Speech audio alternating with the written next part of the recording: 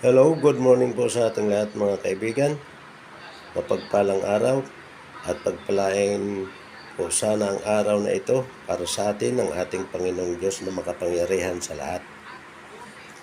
For today's video mga kaibigan ay magsisigang tayo ng manok. Ito po at saka may halong kunting baboy yan. Kasama dito kasi yung ulam ng aso. Ito yung mga gulay po natin mga kaibigan.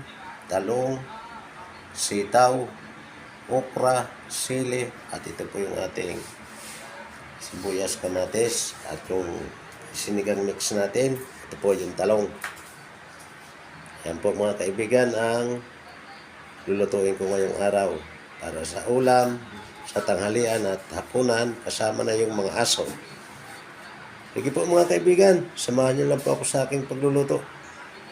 Ang ating karne ng baboy at saka manok. Lalagyan na natin itong ating gulay. Haluin na natin. Ampalaya, sitaw, ukra, at sili. Andiyan na. Ang pinakahuli nito yung talong.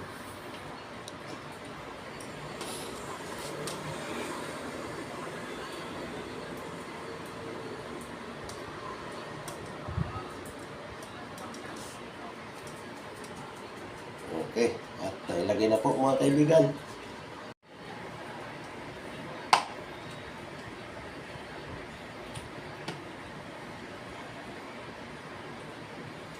Ayan po mga kaibigan. Namikos-mikos na natin. At ito na po mga kaibigan. Nilagay ko na po yung talong. Malapit na po maluto itong aking sinigang na baboy at saka manok. Paminsan-minsan magsisigang tayo para masarap magigit ng sabaw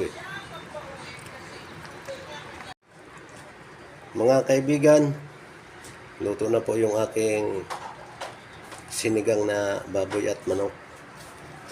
Ito na po. At nagsasaing na rin po ako mga kaibigan.